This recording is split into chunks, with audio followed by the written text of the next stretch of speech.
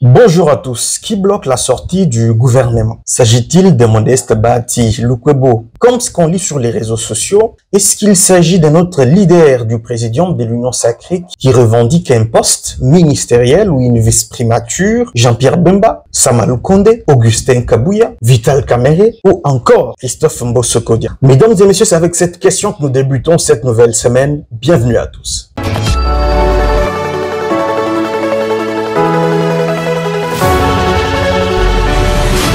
Il était très attendu le week-end, mais le gouvernement Judith Suminho Tuluka n'est pas sorti. Vendredi soir, samedi toute la journée et dimanche toute la journée.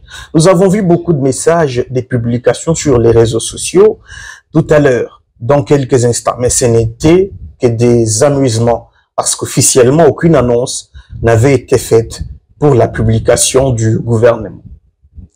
Mais l'on a vu comment le Congolais attend la sortie de ce gouvernement. Pourquoi les Congolais veulent absolument qu'on ait un gouvernement? Les réponses à cette question sont à retrouver dans la loi et dans le système politique congolais. Nous sommes dans un régime semi-présidentiel, autrement semi-parlementaire. Le président de la République, quoique vénéré par des politiciens qui veulent faire des yeux doux pour avoir des postes ministériels, n'a pas toutes les manettes du pouvoir. Le président de la République, il préside ou il les dirige, il coordonne, mais le Premier ministre, c'est lui qui applique la politique gouvernementale avec toute son équipe. C'est dire le rôle important et décisif d'un gouvernement dans notre système politique. Donc vous avez un président de la République qui ne répond pas devant le Parlement. Ses actions ne peuvent être remises en cause que par la Cour constitutionnelle à travers une procédure devant la justice. Vous avez un président de la République qui n'est redevable que devant la population, et ce, après 5 ans à la fin de son mandat. Mais comment l'on fait pour suivre l'action du président durant les 5 ans? C'est à travers son gouvernement qui est, lui, redevable face à l'Assemblée nationale. Et donc, vous comprenez que sans un gouvernement, un président de la République ne peut absolument rien faire. Bientôt 6 mois que Félix Tshisekedi a été réélu président pour un second et dernier mandat présidentiel. Et depuis, vous le savez, il dirige le pays avec un gouvernement démissionnaire, celui de Jean-Michel Samalou Condé, et une première ministre qui a été nommée le 1er avril, soit bientôt 2 mois, mais qui, elle, ne travaille pas tout simplement parce qu'elle n'a pas encore été investie par l'Assemblée nationale. Et la composition de son gouvernement doit être en principe le reflet de la majorité parlementaire. Mais l'on nous a dit que l'Union Sacrée a une majorité écrasante. Plus de 400 députés nationaux dans l'histoire démocratique de notre pays, cela n'a jamais été le cas. À avoir un président de la République qui contrôle la quasi-totalité de l'Assemblée nationale. En tout cas, c'est ce qu'on nous a présenté lorsque les résultats définitifs des législatives nationales ont été rendus publics par la Cour constitutionnelle. Mais que se passe-t-il? Comment se fait-il qu'avec une si large majorité présidentielle, le président Tshisekedi fait 6 mois pour constituer un gouvernement? Oui, c'est vrai, il y avait d'abord des obstacles légaux. Notre loi stipule qu'il faut identifier la majorité. Ce que Augustin Kabouya avait fait pendant près de 2 mois et avait déposé son rapport auprès du président de la République. Ensuite, le 1er avril, une première ministre a été publiée. En ce moment-là, l'opinion se disait que plus rien ne peut empêcher la formation du gouvernement. Mais il y avait un dernier obstacle à l'entrée en vigueur du gouvernement, parce qu'il y a une nuance qu'il faut apporter. Vous avez d'un côté la formation du gouvernement et de l'autre l'entrée en fonction du gouvernement. C'est 2 étapes différentes. La formation du gouvernement ne dépend que du président de la République et de sa majorité. Alors que le dernier obstacle pour l'entrée en fonction du gouvernement, c'était l'élection du bureau définitif de l'Assemblée nationale qui doit organiser l'investiture du gouvernement. La première ministre et son équipe devraient passer devant la représentation nationale, défendre le programme gouvernemental, obtenir les amendements des élus du peuple, éventuellement être investis pour commencer à diriger le pays. Et ce dernier obstacle a pris du temps à être levé parce qu'au sein de l'Union Sacrée, les caciques ne se mettaient pas d'accord sur la composition du bureau définitif de l'Assemblée nationale. Et finalement, après arbitrage du président de la République, qui a même menacé de dissoudre l'Assemblée si certaines antivaleurs s'est perpétuées. On a eu ce bureau définitif dirigé par Vital Kamerhe, secondé par le prof Chilumbaï de l'UDPS, Christophe Mbos, deuxième vice-président, Jacques Ndioli, rapporteur, ainsi de suite. Ce bureau a même commencé à travailler parce qu'il y a eu remise et reprise, et ensuite une première réunion du bureau qui a même commencé à travailler sur l'ébauche du calendrier des matières, dont le premier point devrait être l'investiture du gouvernement avant la clôture de cette session. Mesdames et messieurs, lorsque cet obstacle a été levé dans la nuit du mercredi au jeudi dernier, la population s'attendait que le lendemain, soit vendredi, qu'il y ait publication du gouvernement. Pourquoi? Parce que dans l'imaginaire du Congolais, il se disait que tout le temps qu'on attendait la formation du bureau définitif de l'Assemblée nationale, normalement, le président et la première ministre travaillaient sur la composition du gouvernement. Et que la question avait été vidée, il ne restait que la publication à travers une ordonnance. Et donc, c'est logique que les Congolais aient attendu tout le week-end avec empressement la sortie de ce gouvernement. Parce que, comme je venais de vous le dire il y a quelques minutes, dans notre système d'organisation de l'État, sans un gouvernement, un président de la République ne peut absolument rien faire. Mais que s'est-il passé entre le 1er avril, le moment où la première ministre a été nommée, et aujourd'hui? Est-ce que Félix Tshisekedi a du mal à trouver les pièces rares pour constituer son équipe, ou ce sont ses collaborateurs au sein de l'Union sacrée qui sont trop gourmands et exigent leur part du gâteau? Ce sont ces questions qui n'ont pas de réponse jusqu'ici. Nous avons vu dans les réseaux sociaux des publications de tout genre. On a même vu certains qui accusent Modeste Bahati Lukwebo de bloquer la machine parce qu'il réclamerait une vice primature de l'économie ou du budget, quelque chose comme ça. Ça, ce sont les informations qui ont circulé dans les réseaux sociaux.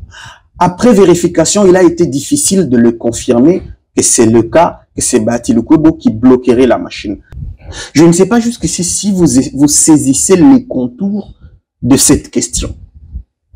Donc, on ne peut pas aujourd'hui prétendre, surtout moi, je ne vois pas comment un leader de l'Union sacrée peut bloquer à ce stade la formation du gouvernement. Parce que le président Tshisekedi a plus de 400 députés. Prenons le cas de Modeste Bahati qui n'a que 32 députés nationaux ou 33. Et donc s'il se décide aujourd'hui de bloquer parce qu'il n'aurait pas été bien servi, Tshisekedi peut nommer son gouvernement et obtenir son investiture, il aurait plus de 350 députés nationaux. Plus de 350. Si au-delà de Bahati, il y a quelqu'un d'autre mécontent qui s'ajouterait un Mbemba ou un Mbosso, même si les trois se retirent, Tshisekedi aura au moins 300 députés nationaux pour investir son gouvernement, sachant qu'il n'a besoin que de 251 députés pour obtenir la confiance de l'Assemblée nationale. Et donc, dans tous les cas, on ne comprendrait pas qu'un certain leader de l'Union sacrée bloquerait le président de la République. Alors, en conclusion, qu'est-ce que nous avons eu comme information dans les coulisses? Le président est en train de mettre la dernière main sur la mouture du gouvernement. En tout cas, selon les dernières informations, si nous n'avons pas cette équipe gouvernementale ce lundi soir, nous allons la voir ce mardi. Parce que après que la mouture lui a été présentée par la première ministre, le président devait logiquement apporter la dernière touche parce que certains visages ne seraient vraiment pas acceptés dans l'entourage proche du chef de l'État. Certains noms ne seraient pas acceptés. Le souci fondamental à cette étape, d'après nos informations du président, est de donner le signal du renouvellement de la classe politique à travers cette équipe gouvernementale. Il est vrai que presque tous les membres du gouvernement Sama voudraient rentrer dans cette nouvelle équipe. Il y aura des reconductions. 5 ou 6 personnes vont revenir dans le gouvernement. Mais la lutte du président de la République, c'est qu'il y ait une forte représentation de la femme et des jeunes. C'est au niveau de ces réajustements qu'il y aurait eu de retard. C'est vrai, c'est tout à fait logique que certains leaders de l'Union sacrée revendiquent d'être servis pour avoir battu campagne et contribué largement à la victoire du président Tshisekedi lors des élections du 20 décembre dernier. Ça, c'est tout à fait logique. Mais dans l'état actuel des choses, alors qu'il a une majorité écrasante au niveau de l'Assemblée nationale, il serait, à mon avis, malvenu de dire qu'un leader de l'Union sacrée bloquerait la sortie du gouvernement. Parce que mathématiquement, sur le plan mathématique et comptable, il est impossible de l'envisager. Quand on sait que le président peut se passer aujourd'hui de n'importe quel leader du présidium de l'Union sacrée sans perdre la stabilité de sa majorité parlementaire. D'ailleurs, vous le savez, la formation du bureau définitif de l'Assemblée nationale a mis à nu plusieurs dissensions latentes au sein de la famille politique du président Tshisekedi. Et nous avons entendu des députés comme Steve Mbikaï hausser le ton, ou encore comme Lambert Mende protester contre l'anarchie que voudrait instaurer le présidium au sein de l'Union sacrée. Donc, les têtes de plusieurs leaders du présidium ne plaisent pas du tout au président des regroupements politiques. Ils n'attendent que cette occasion pour le bouter dehors et les remplacer à travers une nouvelle forme d'organisation au sein de l'Union sacrée. Et ces leaders savent ça, que à la moindre escarmouche, ils seront remplacés et très rapidement parce qu'il y a beaucoup de mécontentement. Plusieurs voudraient avoir les mêmes privilèges qu'ils ont actuellement. Voilà donc plus ou moins, mesdames et messieurs, ce que nous devons retenir pour la formation du gouvernement. Et donc, retenez que politiquement, les leaders de l'Union sacrée peuvent revendiquer des choses, mais au plan comptable et mathématique, lorsqu'on regarde la constitution, la majorité, sa structure, le président Tshisekedi peut se passer de tout le monde, individuellement, disais-je, et former son gouvernement, obtenir son investiture, étant donné d'ailleurs que l'UDPS et ses mosaïques ont au moins 150 députés nationaux. Mesdames et messieurs, nous attendons tout ce gouvernement. Parce que sans ce gouvernement, il est impossible que le président de la République puisse travailler. Parce que ce sont les ministres qui doivent se déployer à travers le terrain, c'est eux qui doivent déployer les agents à travers le terrain, c'est eux qui doivent guider ou conduire les projets importants contenus dans le programme que Tshisekedi a présenté aux Congolais pendant la campagne électorale. Les 6,4 millions d'emplois qu'il a promis, c'est le gouvernement qui doit les créer, ce n'est pas Tshisekedi. Et donc, sans ce gouvernement, il est impossible pour lui de travailler. Nous venons de perdre 6 mois. Je pense que même lui, il est conscient qu'il est temps de mettre fin à cette impasse et de passer aux choses sérieuses. Merci à tous d'avoir regardé cette vidéo. Nous allons revenir à vous prochainement. N'oubliez pas de la commenter et de partager. Si vous n'êtes pas encore abonné, cliquez, abonnez-vous et activez la cloche des notifications. Merci.